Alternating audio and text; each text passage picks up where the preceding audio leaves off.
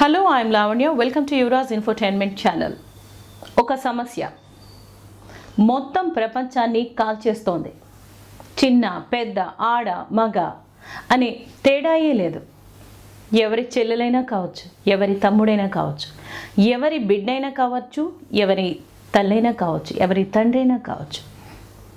Missing people లిస్ట్లో చాలామందిని ఎక్కడికక్కడ ప్రకటనలో మనం చూస్తూనే ఉంటాం. ఎవరైనా ఈ లిస్ట్లో ఎప్పుడైనా చేరిపోవచ్చు. ఎప్పుడు ఎవరు విక్టిమ్గా మారతారో ఎవ్వరికీ తెలియదు. అదే హ్యూమన్ ట్రాఫికింగ్.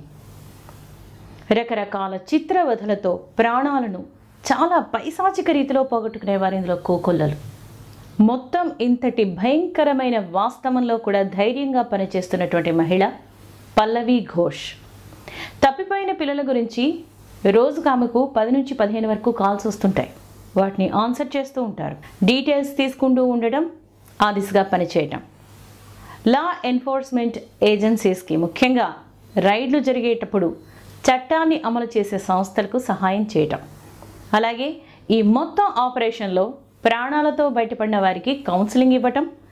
బెంగళూరుకి చెందినటువంటి మానవ అక్రమ రవాణా వ్యతిరేక కార్యకర్త పల్లవి ఘోష్ జీవితం ప్రతిరోజు ఒక సవాలని చెప్పాలి. ఇదంతా 20 సంవత్సరాల క్రితం ఆమెకు ప్రారంభమైంది. ప్రస్తుతం 34 ఏళ్ల ఘోష్ తన మేనమామలతో కలిసి పశ్చిమ బెంగాల్లో దక్షిణ 24 పరగణాల జిల్లాల్లోని ఒక గ్రామానికి వెళ్ళినప్పుడు ఒకరోజు తన కూతురు తప్పిపోయిందని ఫిర్యాదు చేస్తూ ఒక వ్యక్తి పరిగెత్తడం చూసింది. విక్టిమ్ తాలూకా తండ్రితో పాటు ఘోష్ కూడా ఆ అమ్మాయి కోసం వెతకడానికి ప్రయత్నించారు.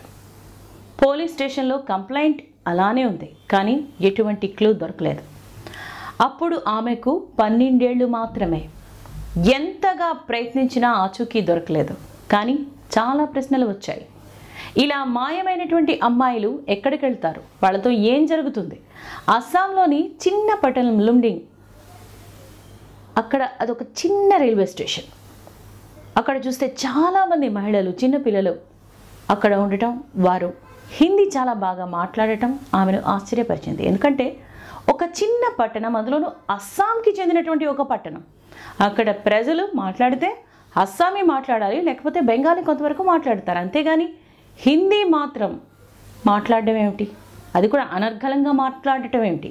ఈ సందర్భంలోనే ఆమె ట్రాఫికింగ్ అనే పదం గురించి తెలుసుకున్నారు.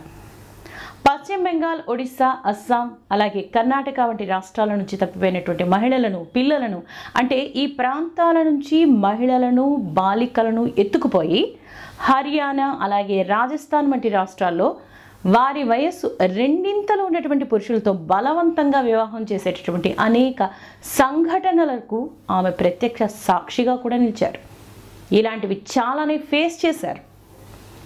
అంతేకాదు, తప్పిపోయిన వారు కాళ్ళు, చేతులు, కళ్ళు పీకివేయబడి రోడ్లపై బిచ్చమెత్తుకుంటూ కనిపించారు. అది కూడా స్లమ్ డాగ్ మిలియనేర్ సినిమాలోలా చూసినట్టుగా దారుణమైన సంఘటనలు నిజ జీవితంలో ఆమె వారిని చూసి చిరించిపోయారు.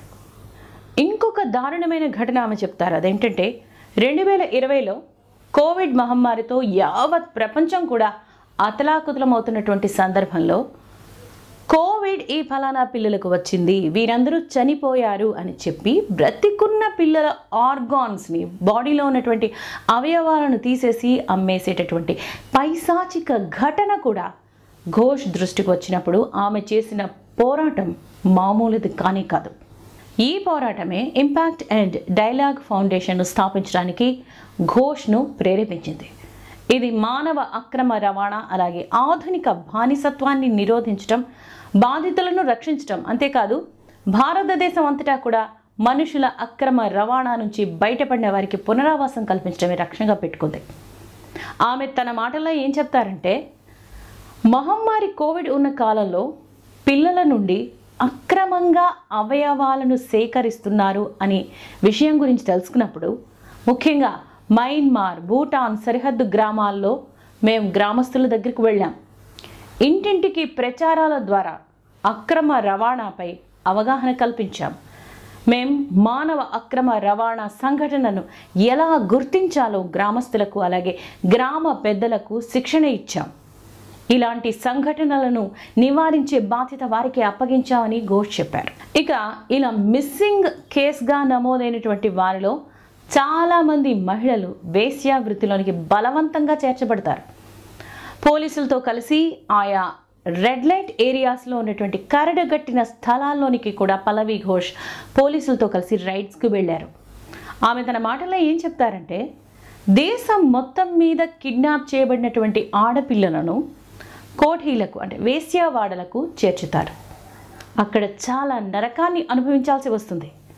మన భారతదేశంలో వివిధ ప్రాంతాల్లో చాలా శతాబ్దాలుగా వేశ్యావృత్తి అనేది ఒక ఆచారంగా కూడా వస్తున్నటువంటి కులాలు ఉన్నాయి. మన తెలుగు రాష్ట్రాలని తీసుకుంటే దేవదాసి వ్యవస్థను మనం ఇక్కడ చెప్పొచ్చు. వీరితో పాటుగా ఇలా ఎత్తుకొచ్చిన అమ్మాయిలను కూడా ఈ వేశ్యావాటికలకు అమ్మేస్తారు.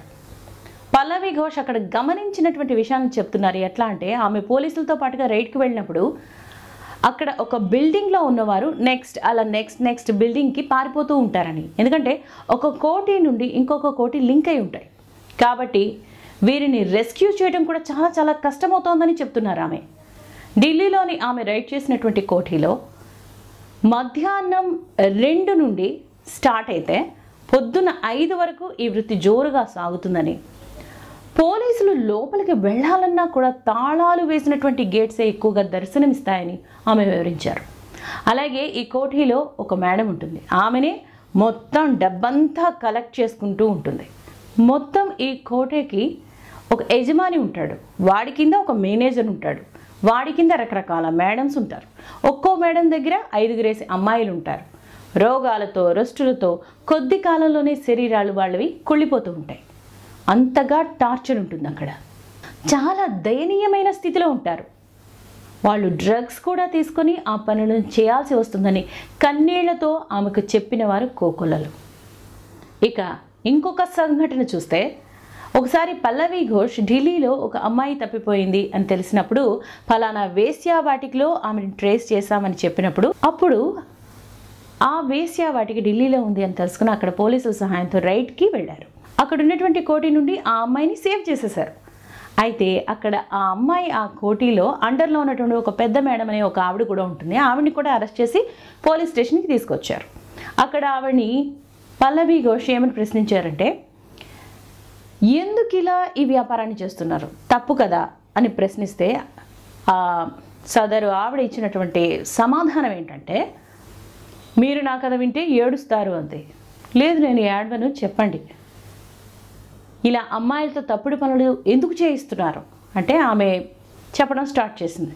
14 ఏళ్ల వయసులో ఆమె గ్రామంలో ఒక అబ్బాయిని ప్రేమించి గర్భవతి అయ్యి వాళ్ళిద్దరూ పారిపోయి ఇక్కడికి వస్తే నడి రోడ్డు మీద వాడు వదిలేసి పారిపోయాడని, అప్పుడు ఒక అతను వచ్చి పురుడు పోసి ఆశ్రయం ఇస్తాను కానీ తాను చెప్పినట్టుగా వేశ్యావృత్తిలోనికి రావాలని కోరాడని, అందుకు ఆమె ఒప్పుకొని ఈ వృత్తిలోకి వచ్చానని చెప్పింది ఆమె.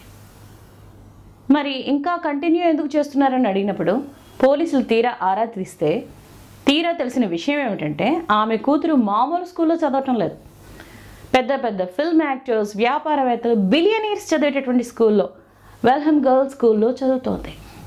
అంటే కావాలని వేశ్యావృత్తి చేసేవారు కూడా ఉన్నారు అని పల్లవి ఘోష్ చెప్తున్నారు. కొందరు తప్పనిసరి పరిస్థితుల్లో ఇలాంటివి చేస్తే, తాను చూసినటువంటి కేసుల్లో చాలా బై చాయిస్గా చేసేవారు అధికంగా కనిపిస్తున్నారని ఆవిడ చెప్తున్నారు. అలాగే ఇంకొక సంఘటన, ఒక 4 ఏళ్ల పసిపాపని అరబ్ దేశాలకు అమ్మేస్తున్న ఘటనలో కూడా ఇదే తరహా చేదు అనుభవాన్ని చవిచూడాల్సి వచ్చిందని ఆమె చెప్పారు. ఇటీవల ఈ వేశ్యావృత్తి అనేది అమ్మాయిలకే పరిమితం కాలేదని, అబ్బాయిలను కూడా కిడ్నాప్ చేసి ఈ వేశ్యావృత్తిలోకి దించుతున్నారని ఆమె చెప్పారు. బాధితులను గుర్తించే ప్రయాణం కూడా చాలా చాలా కష్టతరమైందని చెప్తున్నారు. ఐపీసీ అంటే ట్రాఫికింగ్ సెక్షన్ 370 కింద ఎఫ్ఐఆర్ నమోదు చేసి కేసు బుక్ చేయమని పోలీస్ అధికారులను ఒప్పించడం కూడా చాలా చాలా కష్టమైన పని. మిస్సింగ్ కేసుల డేటాను పొందడం కూడా సవాలుగా ఉంది. ఎందుకంటే చాలా కేసులు తక్కువగా రిపోర్ట్ చేయబడతాయి. అంతేకాకుండా అక్రమ రవాణా వ్యతిరేక ప్రచారానికి నిధులు సేకరించడం కూడా చాలా పెద్ద సవాలుగా మారింది అని అంటున్నారు ఆమె ఇంకొక కేసును గుర్తు చేసుకుంటూ, ఇది 2017లో ఉత్తర భారతదేశంలో జరిగినటువంటి ఒక కేసు గురించి చెప్తూ, బాలిక మైనర్ ఆమె తండ్రి ఒక ప్రాణాంతక అనారోగ్యంతో ఉన్నట్లు నిర్ధారణ అయింది. ఆమె తల్లి ఏం చేసిందంటే ఆ కూతురి బాధ్యతను బాగా చదువుకున్నాడు ఒక వ్యక్తి అతనికి అప్పగించేసింది. ఆ వ్యక్తి ఆ అమ్మాయిని తల నుంచి కాలు వరకు దారుణంగా కొట్టాడు. అమానవీయ రీతిలో లైంగిక దోపిడీకి గురైంది. ఆ మొత్తం వాతావరణం ఒక ఆధునిక బానిసత్వానికి తీవ్ర రూపంలో ఉన్నటువంటి ప్రతీకగా చెప్పొచ్చు. పోలీసుల సహకారంతో ఆమెను రక్షించాను అని అన్నారామె. అక్రమ రవాణాకు వ్యతిరేకంగా పోరాడేందుకు చట్ట అమలు సంస్థలు, అట్టడుగున కార్యకర్తలు, స్థానిక ఎన్జిఓలు, అలాగే ప్రాణాలతో బయటపడిన వారితో సహకారం, అంతేకాకుండా భాగస్వామ్యాన్ని నిర్మించడం చాలా చాలా అవసరమని ఘోష్ చెప్తున్నారు. నేను 4 P'sని నమ్ముతాను. 1వది నివారణ, 2వది రక్షణ, 3వది భాగస్వామ్యం, 4వది ప్రాసిక్యూషన్. ముందుగా మానవ అక్రమ రవాణా గురించి సమాజానికి అవగాహన కల్పించటం. ఈ సమస్యను చూసి చూడనట్లుగా వదిలేయొద్దు అని ఘోష్ విజ్ఞప్తి చేశారు. మీకు ఈ ఎపిసోడ్ నచ్చితే మీ ఫ్రెండ్స్కి చెప్పండి. యువరాజ్ ఇన్ఫోటైన్మెంట్ ఛానల్ని సబ్స్క్రైబ్ చేయండి, లైక్ చేయండి, షేర్ చేయండి. And thank you for watching.